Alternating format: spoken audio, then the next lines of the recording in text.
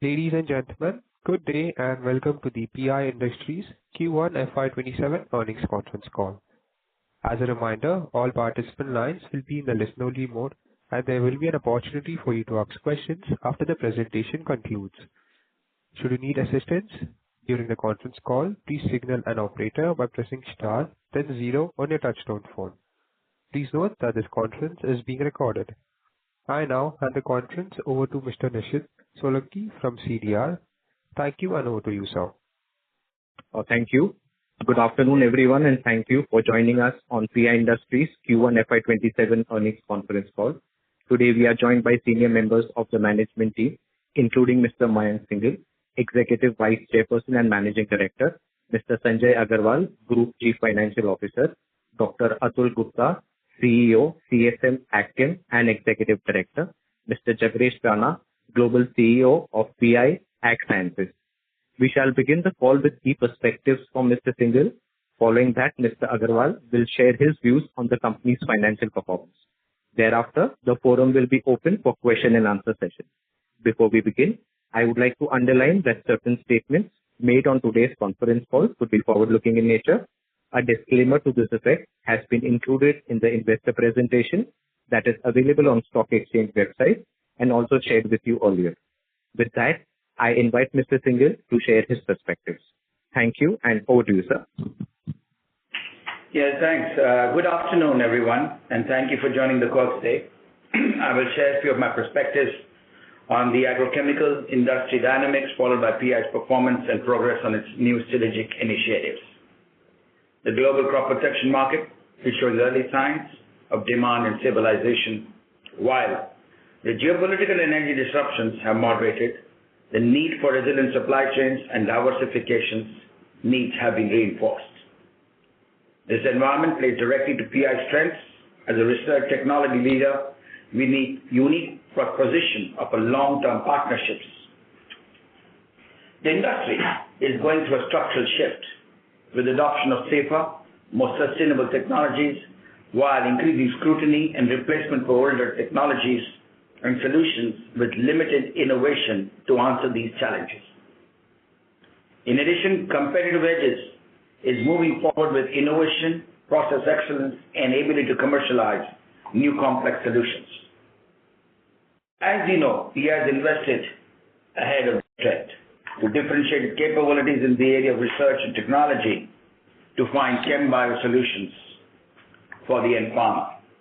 Today, our customer view us not as a reliable long-term partner, but as someone deepening our relationships across the business value chain to deliver more economical and sustainable advantages. These capabilities closely align to PI's business model over decades, serving highly regulated global innovative solutions, providing strong foundations for expansions in high-value adjacencies such as pharma, electronics, and specialty chemicals. We believe PI is well placed to participate in the next wave of technology-led growth while continue to create long-term sustained value for all its stakeholders. On the domestic front, this year has begun with El Nino, strong heat waves, delayed sowings, and high levels of inventories from prior years. As we see today, sowing and monsoon has picked up, and we believe sowing is at par as the last year. This delay, however, has impacted replacement sales of chemicals. While there has been shortages of fertilizer area, our special efforts to use biologicals to support the need of the farmer while addressing the need of our sustainable vision in agriculture has resulted in achieving a positive quarter, an aggressive growth of 50% in biological and a flat rather than a negative outlook. We believe this would be seen positively in the coming period ahead. There are pressures on margins due to high input costs, higher levels of inventory. However, we believe consumption patterns will see a positive trajectory, and the industry remains cautious and watchful of erratic weather and climatic situations which will impact crop and consumption. Overall, we believe that long-term the need for food, population, pharma, global are demanding solutions for safer, selective, and sustainable. Innovative solutions with integrated approaches of chemistry and biology driven by strong capability of R&D and commercialization with a proven trust of execution, we believe this positions us strongly to be long-term winner. With respect to export business, the operating environment continues to remain challenging. Soft commodity prices in line with impact of previous year industry downturns and muted recovery in crop economics. Consumption factors continue to exert pressure on growth and pricing. This further combined with the rising costs due to geopolitical issues and generalization pressures, including tariffs. Given our unique business model, we remain confident of a positive trajectory for the business over the mid to long term. We commissioned in one of the world's largest flow plants advanced flow chemistry capabilities, ensuring better, sustainable, safer for hazardous chemistry and superior process control, and to look at manufacturing with a sustainable lens, while value adding to the cost and efficiency of production. PI continues with such unique complex capabilities, with a well positioned to meet futuristic requirements of our products and solutions with high precision, meeting stringent regulatory compliance standards. I'm also happy to inform that slowly but steadily we are moving in the right direction in our pharma play and seeing early positive signs transforming a differentiated CRDMO organization. Some early shoots of a couple of interesting inquiries going into the commercial phase. On the other side, the capability build out is now coming to a stronger foothold, putting the Center of Excellence of Drug Discovery in Hyderabad and CRO facilities to support IDD programs with customers, and the commissioning of a QC lab, which is now approved by regulators in our sites in Italy. With regard to the electronic and specialty chemicals, the inquiries and commercializations showing a positive trajectory. The investments which are supporting for this are also running on track. PI is moving into the next orbit where we become a research technology-based company through partnership models with a global footprint while investing in our core strengths to bring innovation to life at a global level. Let me now turn to our biologicals, which we have been in passion for the last 2 decades, during which we have built one of the most comprehensive biological portfolios in India, now with the passion of expanding this into global markets with the last overall acquisitions with a unique peptide platform. We are excited to see the progress and investments that we have made in the past and the coming year that results are in the various large-scale demonstrations and validation conviction of our farmers, showing consistent performance across the geographies, United States, Mexico, Brazil, and Asia. Our unique new foliar application nematode, first of its in the industry, is at par, if not better, than some of the chemical alternatives, creating a meaningful differentiation to the farmer. Now I would like to move and focus on defining platform to PI, which is built over decades. Our in-house innovation in R&D platform. Our first NCE Park Sonaliprole and insecticide discovered in India for Indian farmers, now to go to global farmers, is set to be launched in the domestic market very soon. We're awaiting the regulatory approvals. This marks our capability by demonstrating our ability to have invested at a global scale and take innovation from India to the world. We've invested deeply, both in financial processes and human capabilities, to ensure our ability to deliver this at a global scale, to taking molecules from lab to market. These capabilities over the years will be leveraged with the pipeline of products that we have. While looking at the external challenges and aggressive investments to support our new initiatives, we remain positive on the growth trajectory for 27. With this, I will hand this over to Sanjay for the financial performance. Over to you, Sanjay, and thank you. Thank you, Mr. Singhal. Good afternoon and a very warm welcome to everyone. I'll summarize our financial performance for the first quarter of FY27 and the progress we continue to make in strengthening PI's long-term growth initiatives. While the quarter witnessed softness amid cyclical headwinds and global disruptions, we are steadily transitioning towards growth trajectory. For Q1FY27, reported revenue is INR 17,023 million, with healthy gross margin of 57% and EBITDA at 22%. To bring context to these numbers, let me explain few of the initiatives behind each of our businesses. Firstly, AgChem export business, which is built on a deep foundation of innovation, R&D excellence, complex chemistries, and next generation technologies, has created a significant competitive moat and deliver differentiated value to our global customers. While the business has faced near-term challenges reflecting contraction of global crop protection industry, the strength of our core business remains intact and future-ready. We continue to invest in this platform through commercialization of new molecules and targeted capex, positioning us to capture the next phase of industry revival and growth. These capabilities not only reinforce our strategic partnership with global innovators, but also provide a strong foundation for expansion into high-value adjacencies such as electronic and specialty chemicals. Thereafter, domestic agri-business continues to be built around differentiated and high-value crop protection solutions rather than a generic product approach. Many of our flagship brands, including Nominee Gold, Brofea, Pivita, have maintained leadership position over several years, reflecting the strength of our portfolio and customer trust. Biologicals have shown an aggressive growth of 50% with a 3-year CAGR of 15%. Over decades, we have developed a deep market presence with more than 15,000 distributors and 1.5 lakh retailers, creating a resilient channel network and strong partner relationships that help us effectively navigate market and supply chain disruptions. Despite a challenging operating environment in the domestic market, we delivered a 12% volume growth in this quarter, translating into a 3% revenue growth. With the new product launches planned and monsoon conditions improving in this quarter, we remain optimistic about the growth outlook for the coming quarters. Over the past few years, we have strategically invested in building an integrated pharma platform across Jaipur, Hyderabad in India, and Lodi in Italy, creating a differentiated capability base and a strong foundation for future growth. While our current pharma business spans CRO and product offerings, our long-term ambition is to evolve into a fully integrated CRDMO platform, recognizing that such a transition requires patience, capability building, and customer trust. Our global biologicals platform continues to gain strong global traction.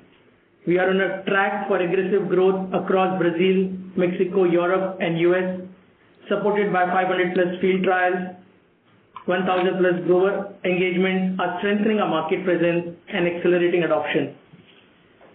We maintained a healthy gross margin of 57% during the quarter, supported by a disciplined execution.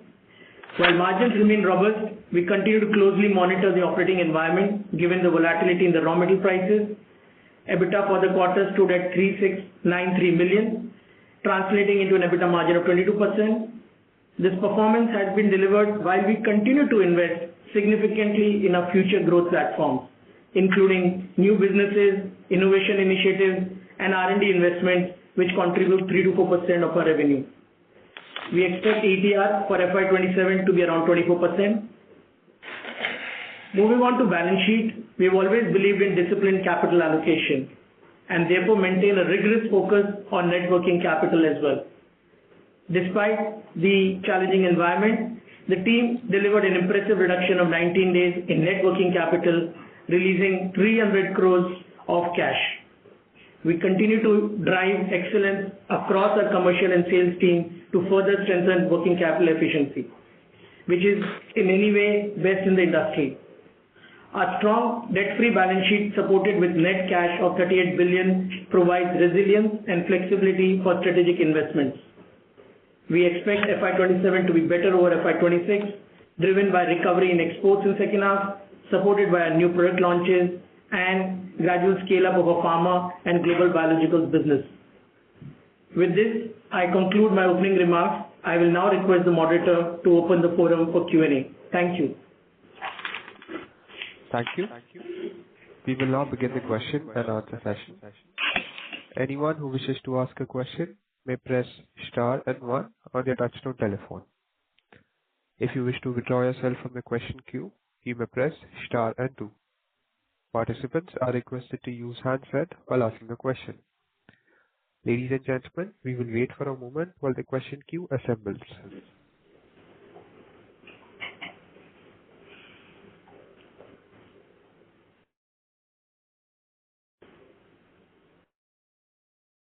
The first question comes from the line of Ankur Periwal with Axis. Please go ahead.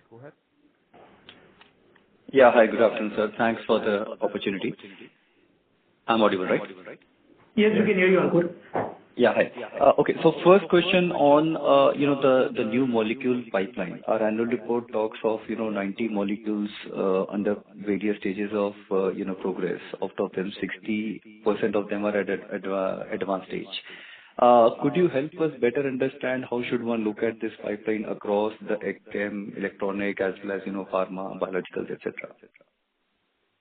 Well, I think, Ankur, that is a very long question. I think pipelines overlook at what we have production and evaluation. It's a funnel approach, as you rightly understood, and there are about 60 projects under development. And pipelines of these molecules, usually, there are majority which are the AgChem, one is pipeline the R&D, one is pipeline the CSM, the other is the pipeline of products which are going to go to market from a development point. Now that gets further multiplied by chemistry and biology. Then we look at molecules and structures coming from electronics and specialty chemical segment. So that's the bundle of the whole piece. We don't really have the breakup right now, but that's a large number. But what I can say, very excited to say from the NC point of view, we have a good pipeline here. Our biological products, we have a pipeline. As you've seen, we've launched 2 products. We have another 2 or 3 to go in the pipe. And each one seems to be showing very good positive trajectory, given that its potentials. And for the electronics, the pipelines are larger, but the value propositions are different.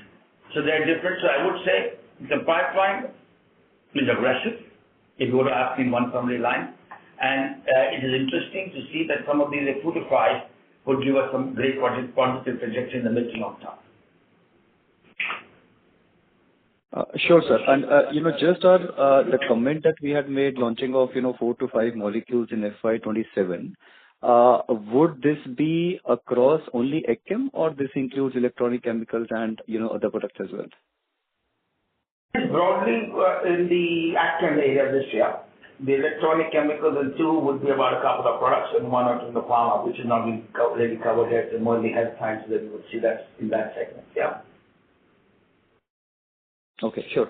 And then just second bit on the comment on overall pricing across AgChem as well as the domestic agro business. Sorry to interrupt, Mr. Ankur. Sir, from the Mumbai line, there's an echo coming. Is it fine now? You can hear me. Yeah, go ahead. Maybe that's all right. Please go ahead. Sure. I'll probably talk slightly slower. On the pricing front overall, across agrochem CSM as well as the domestic agrochemical side, we have seen some bit of pricing pressure in Q1 as well. Your thoughts if this is some product specific, issue or it is general trend across the products? Just to give you the input to the pricing pressure, you see the demand cycle has been challenged. Automatically that puts pressure on price.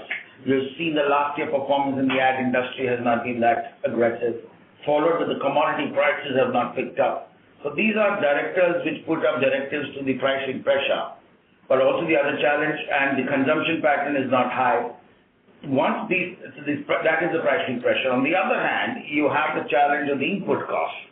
So striking that fine balance is the challenge in the industry today. And you can see that from the CAGRs of the global companies which are facing this challenge, both on the input and selling price fronts. In certain cases, segments and companies which have 1 or 2 or simple generic products which are large, where they have a pricing pressure and have been able to pass to the lower end of the value chain. So that's been the situation. But pricing pressures are there. I believe this will be better answered starting the second quarter at a global scenario as how these market and commodity prices pan up. And I'm hoping, at least in my experience, I haven't seen such a long gestation period of the cycle, that this finally this cycle breaks. And that's really what we all in this industry are betting on. Sure, sir. Thanks a lot for your answers. I'll get back into this if I have more. Thank you.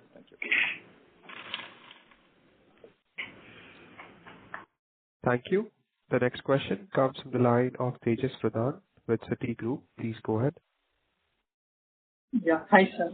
Firstly, on the guidance for FY27, you had earlier indicated that you would expect some sort of a growth this year. Would you reiterate that or any change on that front? Sorry, I didn't get your question. It was a bit muffled at the end. What was it? On the revenue. FY27 revenue growth guidance? You see, as we stated earlier, we are looking at a positive trajectory and on the lower single digits as indicated earlier. But again, depends on the cycle and the industry. It could go one way or the other. But that's what we are confident for right now and maintain the same as we said earlier. Okay, understood. And on the EBITDA margin front, considering the different product mix that you have scheduled through the year, how should we look at the margins? Should we assume the run rate that we have seen in the last couple of quarters, or any material change in the mix that we can see towards second, third quarter?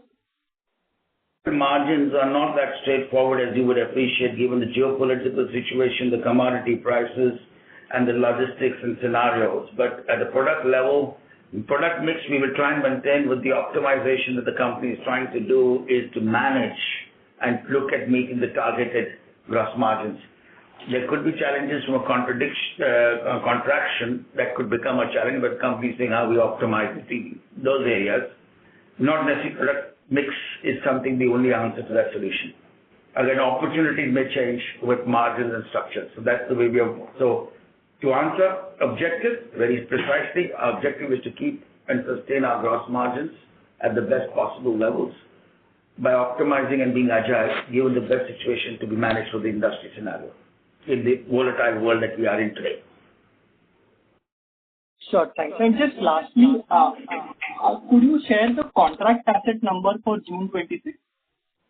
Yeah, it's around 750 odd crores. Sorry, come again? For the year, you're looking for the contract assets for the year, the order book position? June 26. We don't come here. I don't have that number exactly here. But I think as we typically disclose about $1.2 billion order book position standards which are running around, yeah? Okay, sure. Thanks.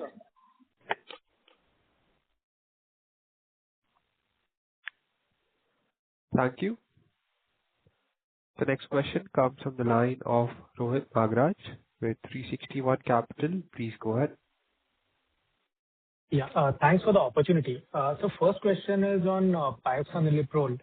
You mentioned that in domestic market we are currently in advanced stages. So when do you expect a commercial launch in domestic market? And what are the timelines that we are looking at in the other geographies, given that we have started the process of registering the product? Thank you. Hopefully, depending on the regulatory framework, we expect to have an early start this year. If it's season, it's more positive. It's not a different challenge.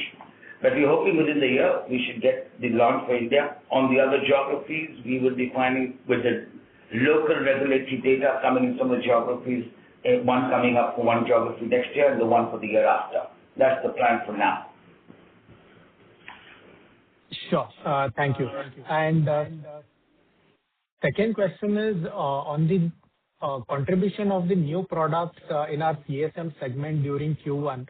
So what was the percentage of contribution from that? 16 to 18%. 16 to 18%. Hello? Yes. Okay, sure. Thanks a lot and all the best. Thank you. Thank you. The next question comes from the line of Surya Narayan with Phillip Capital India. Please go ahead. Yeah, thanks for the opportunity, sir. My first question is on the new launch peptide product that we have talked about, biological one in the US. Is it relating to the pharma or agri?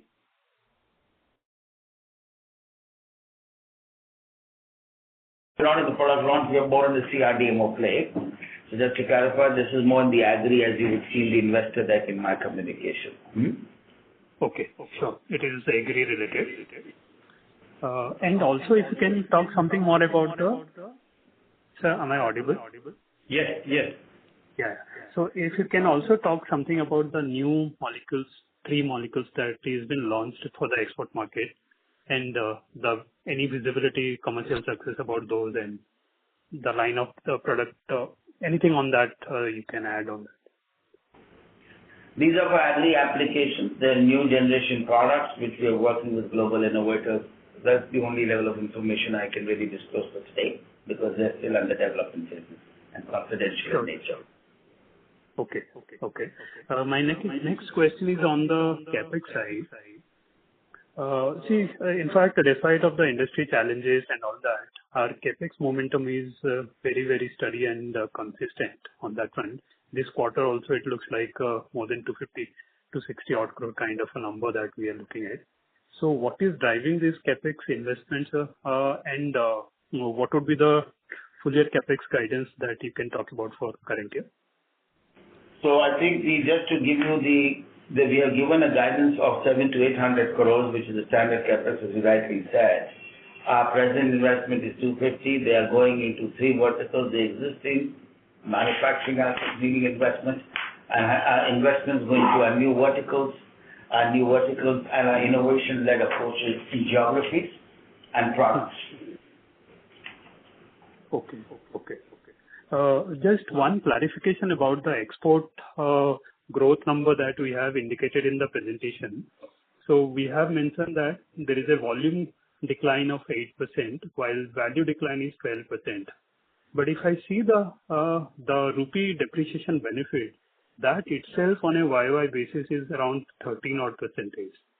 So if I just consider 8% volume decline, that would have been easily covered up by the kind of rupee depreciation benefit that we should have seen in this quarter. What is the disconnect that I am finding here, sir?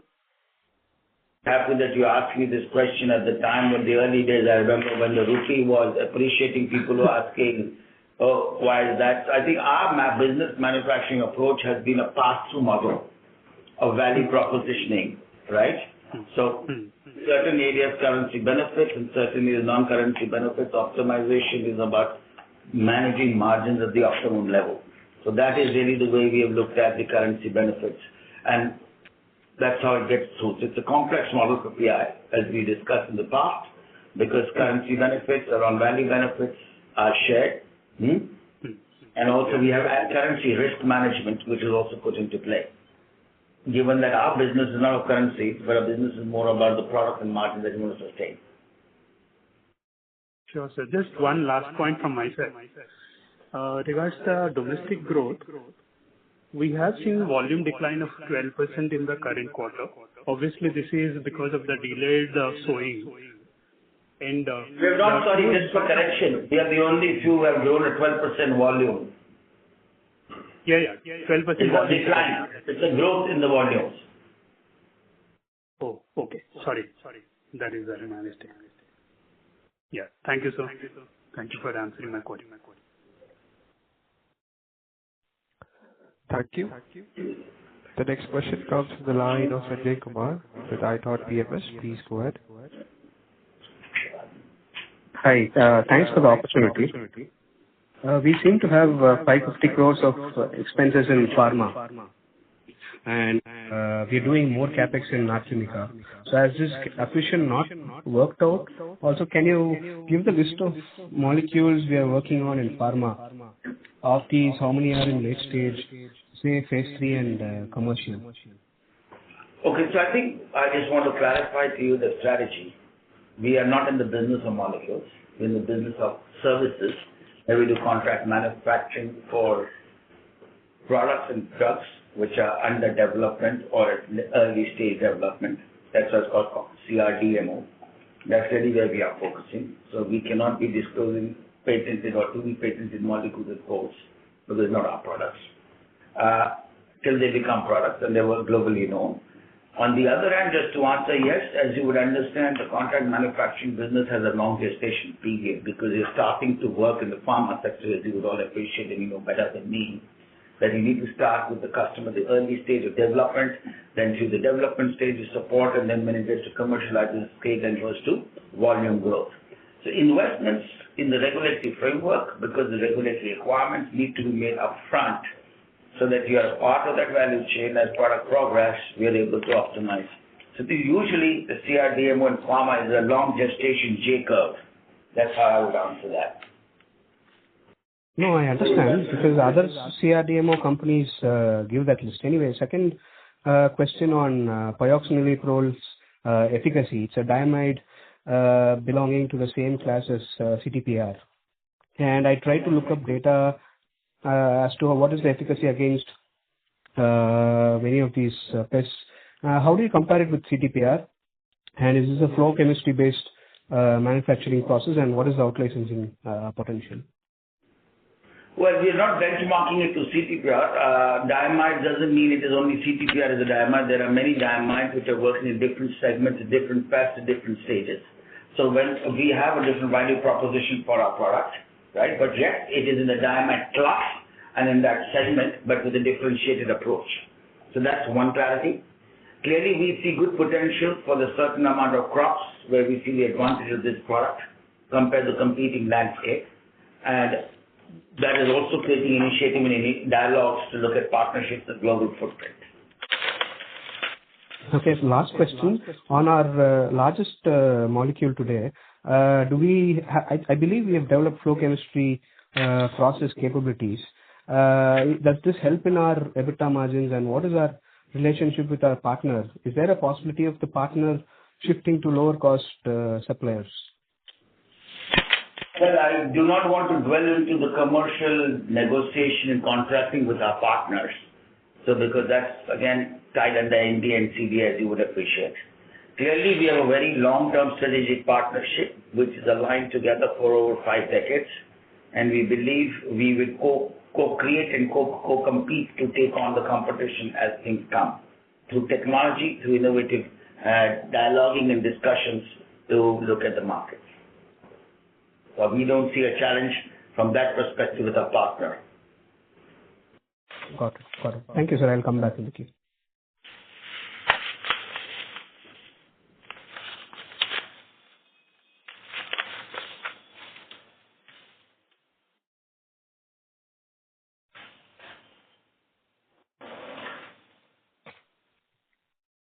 Abhijit, your line has been unmuted. Please go ahead with your question. Hi, good afternoon. Can you hear me? Yes, sir. Okay, thank you. Just a couple of clarifications, if I may. One is the order book number. I just wanted to clarify.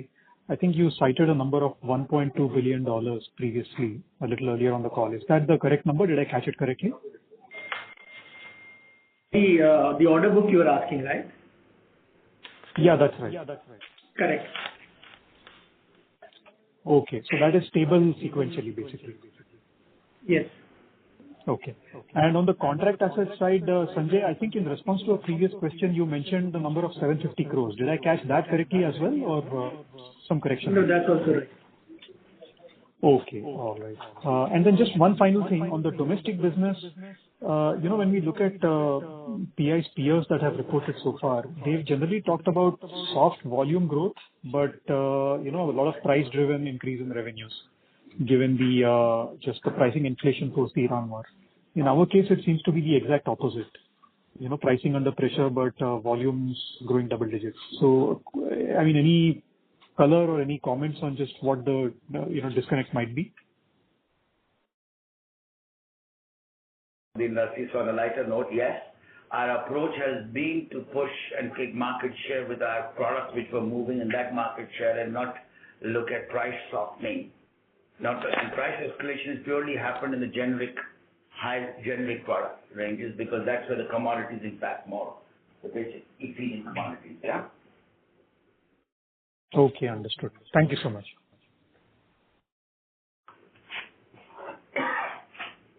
Thank you.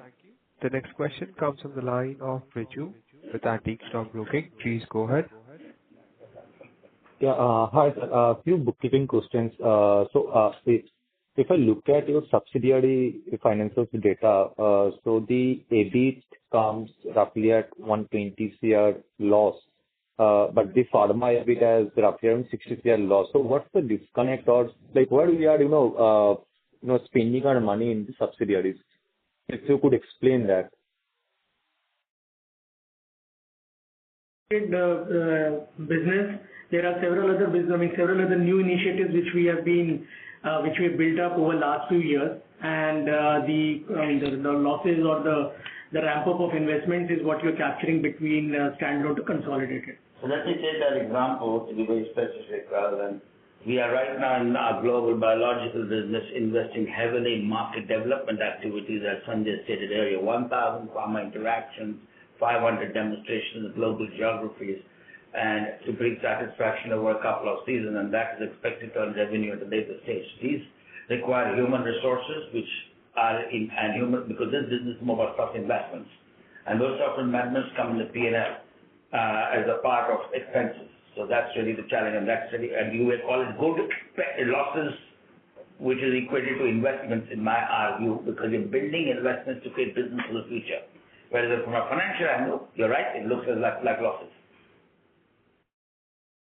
To summarize this, if I can look at in terms of numbers perspective, so overall you are spending the money in terms of building biological business across the other geographies. So this investment that you are doing at the PHC, is that correct understanding? Sorry, I didn't get your question clearly.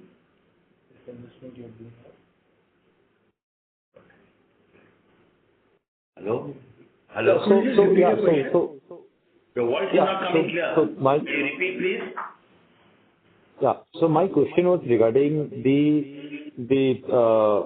additional loss at the EBIT level for the subsidiary. So that you are saying that this is mainly towards the biological business development, apart from the pharma one. So biological business development and the related to the PHC subsidiaries that we have acquired earlier. Is that correct understanding?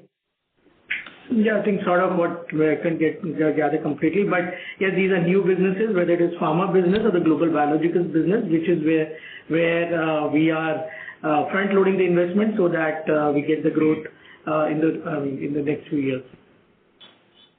Okay. So understood. So this kind of expenses will go maybe for next few quarters. Is that correct assumptions? Yes.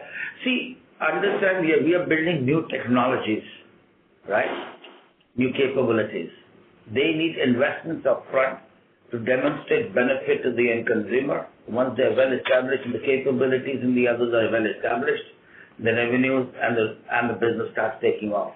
Without this investment, you cannot achieve growth and scale, which you wish to. Yeah? I hope that answers. Yeah, understood, sir. Thank you. Thanks for the clarification. And one last question regarding the pharma business. So this time we have mentioned that few of our order book got delayed to the next, and then the delivery schedule delayed. So if you quantify that number in the pharma business, and are we still maintaining our pharma business guidance that we have given earlier? Yeah, so let me answer. As you know, the CRDMO business is working with new innovators, new products, and new technologies. And clearly, sometimes there are sequential delays, but eventually they come if you're locked with the customer. So these delays are driven from that. We look at the guidance unless we some shifts which could take place based on moving some products from one quarter to the other, or the demand shifting from that one quarter to the other based on launches or based on product demands. Primarily, the revenue gets securitized, so that's how this business is reflected with CRDMO. And we are in the early stages, and we have more volatility, to be very honest and frank, because our portfolio levels are very small. The minute we scale and more customers and portfolios expand, the volatility, the standard deviation reduces, and that's the strategy that will take time to build. Yeah? Understood. Thanks for clarifying all my questions.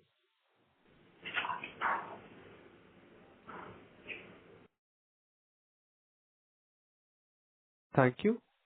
The next question comes from the line of Siddharth Karikar with Equirus. Please go ahead. Hi, sir. So if we look at the last 3-4 years, we have seen our R&D expenses almost increasing from 100 crores to 400 crores. Plus our subsidiary losses last year was around 300 crores.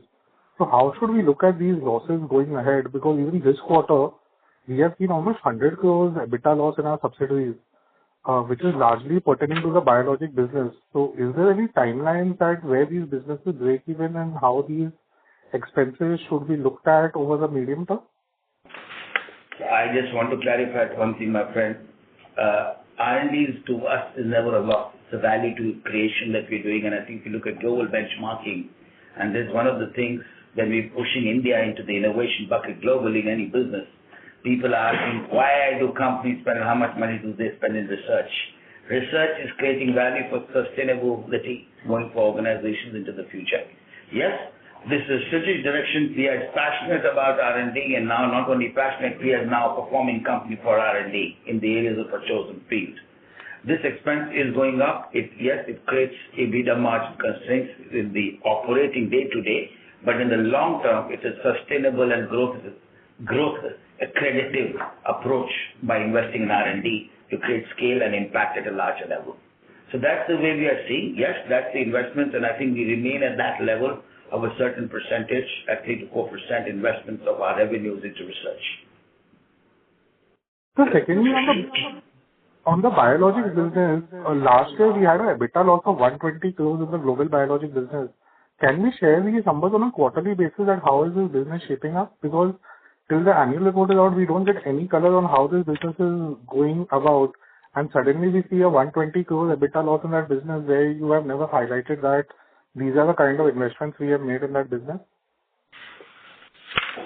Well, yes, because these are different phases of different developments. We will try and figure that out and put that across to you. But yes, these are investments as I don't know whether you were up in the earlier question which came from the earlier participant, where we expressed that these are investments for development to scale up revenue and establish credibility of the product. Because product innovation is one, product development is the other, then is the revenue. So these are the development which is also treated a part of taking the product to the market or selling the technology to the consumer by demonstrating the performance of the product, right? So lastly, how should we look at the peak sales of these products? Can you give some guidance on that, like the nematide that we are launching? What kind of peak sales do we expect from these products over the next 3 to 5 years? The demonstration trials to estimate, and I think when you take in the technology, you look at the performance. I think where I would like to highlight, which I did in my speech, our technology outcome performance of the product is extremely successful. Now we are looking to see how it works in the field, which we are getting positive trajectory, and based on the satisfaction of that, we will be soon coming out to look at what is the potential we can look. But clearly, you would appreciate with our capability and understanding, we will not be chasing something which is not less than 3 digits in millions of dollars. And that's really what we're chasing when we look at the innovation. Okay, thank you.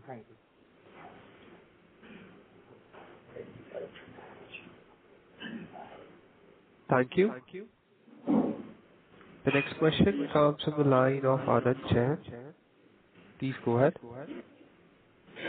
Thanks for the opportunity. My question is on biologics. So we have these product registrations in Brazil and US now, Teco/Sanema, and it's a very exciting nematicide product in biologics. And very clearly the advantage, as you have mentioned in the presentation, is because of the foliage application versus root application of the competition, which clearly gives us a right to win, is how I think. If you could give us the market size of this product across various markets like Brazil, India, USA, that would be very helpful in assessing us how big this product could be. And I remember in the Q4 call, it was said that Brazil market from biologics point of view will grow by 300%. So what was our size there? And with India and US launch happening this year, what kind of growth can we expect in the biologics? That's my first question. I have more, so if you could answer this. Yeah, no, absolutely. So first piece is, I think let's understand the overall biological business, right? Globally, biological business is something around $10 billion, growing in a double digit. So this is the only segment, if you look at in the crop input market, which has been growing. Now, our nematicide product, biological nematicide, which is very unique and which we said is the only product in the industry which has foliar application, can also be applied with seed. So it can be applied in the soil, with the seed, foliar application. So it has, all the flexibility for the farmers. And this product is registered in Brazil, Mexico, and US. US is basically just getting launched. In Brazil, if you look at it, of the total market, roughly around $750 million is the nematicide market. So that's the market we are participating right now. And, farmers basically who plant roughly around 5 million hectare of the crop, they tested this product last season. Farmers will start planting in roughly around a month's time in Brazil. We have very positive feedback. In Mexico, we are primarily focusing on the fruit and vegetable market, which is a very high value market. And then US, as we have launched, we are looking at both the field crops like corn, soybean, as well as the fruit and vegetable market. So these are three, and then we are bringing it to other market as well.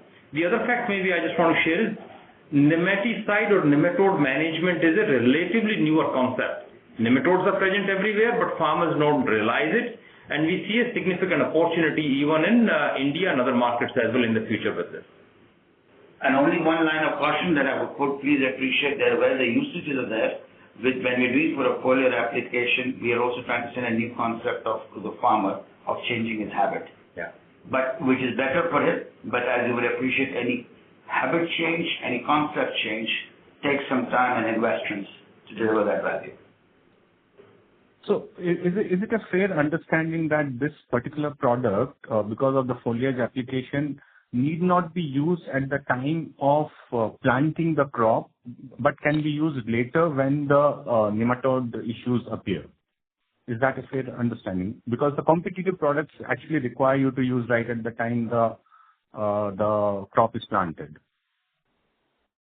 Competitive products are typically used either in the soil or in the seed treatment. This product can be used as a seed treatment in soil, which we call it in furrow, as well as foliar. So see, just think of it this way. There are farmers who may have missed the first application, they could not do it. These farmers have the ability to catch up again basically in the foliar, which you don't have with chemicals.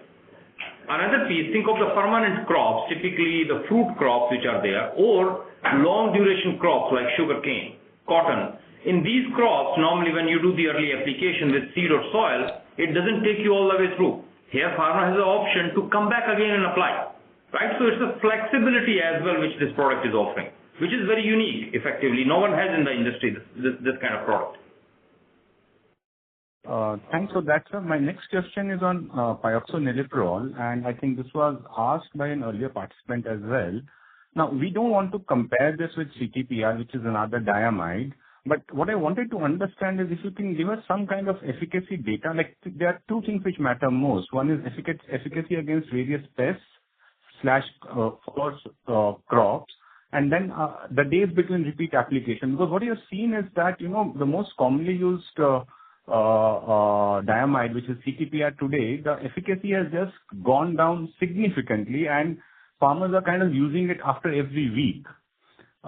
So if you could give us anything around that, because almost there is like the data is totally absent for us to judge it in terms of what kind of molecule it is. High level, the way we'll see once in the launch, you will get a better sense of the product, and that's what we usually, and that's typically when a product goes to the market, you get a better sense of that. Clearly, we have gotten the product, it has a better efficacy, and again, I want to highlight this. Doesn't mean every diamide will be replaced by this product, and this product will replace every diamide. Every product has its own opportunity. Whether it's in crops, and sometimes in crops, there are multiple applications which are done of the similar chemistry. One of the key areas, it has better efficacy than some of the competing products. But doesn't mean that those products will still not have a place. And our approach to sustainable agriculture is to reduce this efficacy and to improve efficiency is by saying and educating the farmer in the same segment by using different products, hence enhancing resistance management. So in a nutshell, we see bioefficacy in certain I would not say CTPR is the only benchmark. It improves the efficacy. CTPR has its own space. This product will have its own space. The other products have its own space. Is how we take the product from the efficacy in the segment of the pest. Yes, it's good. The value proposition to the farmer and the sustainable approach, and in different crops, different diamides work differently. As you would know, since you are well aware, in certain diamides don't work in certain crops, and certain diamides work very well in certain crops. So that's also the other differentiator. Yeah. Last question is on electronics and performance chemical. Just this last question. Like I actually been tracking a company for quite some time. I remember that in 2011 was when we first made, our electronic chemical journey, started our electronic chemical journey. And it's exactly 5 years before that we said that, we have commercialized something in electronic chemicals. Now, and over the period of last 5 years, we have said multiple times that multiple molecules have been commercialized. What exactly do you mean when you say commercialized? Because we haven't seen anything significant or substantial come out of that bucket. That's the fact. The electronic chemicals is not substantial. It takes a longer gestation, yes. But we had entered that space. You were understanding it. It's too nascent. That time it was not a big thrust. The whole trajectory of that industry is changing now. Okay. But let me be clear. We have put a commercial plant which has got into operation, and commercial supplies in that area have started with the new technology. Oh, that's great to hear. So commercial supplies would mean significant in terms of revenue, is what I would assume for certain molecules.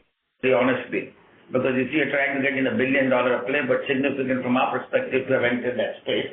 And in the meantime, to ensure the requirements to meet the next generation of technologies, we are in the process, as I've said earlier, investing in a very high-tech manufacturing asset to support the business development, to look at a differentiated approach.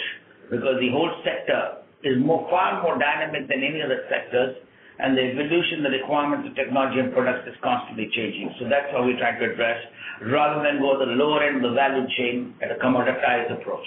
So that's the game that we're playing there, as the PI formula in other businesses. Great, sir. Thank you and all the best. Thank you. Ladies and gentlemen, this will be our last question. It's from the line of Sanjay Kumar with iThought PMS. Please go ahead. So just a couple of follow-ups. First, on the Brazil nematicide market, you said 750 million is the market size. Given our product is performing at par, what kind of market share can you aim for in Brazil? Developing, and what I can say, one of the keys of a smart competitive intelligence, a double-digit market share is not a challenge to their product, and that's where I would park that answer. Yeah, so you can do your own anticipation on that basis. And how long would it take, the double-digit market share? Industry, I'm sure it takes 5 to 10 years to develop a product, but we are trying to accelerate into that technology. And the market will also grow heavily. So, as Jagresh mentioned earlier, the potential is there. Got it. Okay. And second, I believe we have registered for a product called dichloromesotias for diamondback moth. And when can we launch this product, and will we also do CSM2 for this innovator, which has generally been our model? And can this be as big as our current large molecule? Because diamondback moth, I believe, is one of the worst things to affecting the farmers. We are getting into that product. That's a new generation product. That's a part of the launch that you mentioned, the 3 to 4 products. That's the product which is under launch this coming season. What could be the revenue potential of this product, sir? It was commercial launch, but I think, again, it will, for the Indian context, I do believe it will be a 3-digit product in times to come. It takes 5-7 years in that segment to build a product, and people would appreciate it. Got it. And just last question, we've signed up as an exclusive partner for integrated drug discovery with the biotech. Can you talk more about this? What will be the services we'll be providing? And can we sign such deals with more other biotechs as well? Yes, we are. That's one of the key other offerings within the value chain, the CRDMO. It's about IDD, independent drug discovery programs, which is supporting through our chemistry process capabilities, biological evaluation capabilities. We have right now been able to lock in with one partner. We're working with more other partners. So that becomes a knowledge capability, which tomorrow translates into product capability, and which leads into the CRO, from the CRO to the CDMO play. And that's really the capability that we put at the front end, which ensures a pipe of attracting the customer to go to manufacturing, which is the revenue driver. So we believe we are very happy with what we've been able to build and show and demonstrate, creating attraction. And we are right now having 2 to 3 different opportunities which we are evaluating. And over time, we should be able to lock this in, which gives us confidence for the longer term.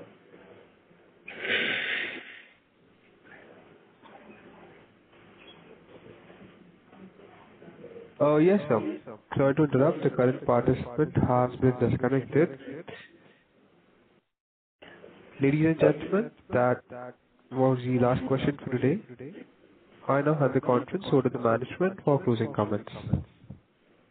So thank you very much for joining the call today, and I'm happy to say that PI is in its stage of moving to the next dimension of the next orbit with sustainable solutions, biological at the top of the agenda, initial shoots being shown in the domestic markets, the global markets showing positive trajectory, and the chemical industry expansions as we grow to the dynamics of the agrochemical industry. Look forward to your support and all the very best. Thank you. Thank you. On behalf of PI Industries, that concludes this conference. Thank you for joining us, and you may now disconnect your lines. Thank you.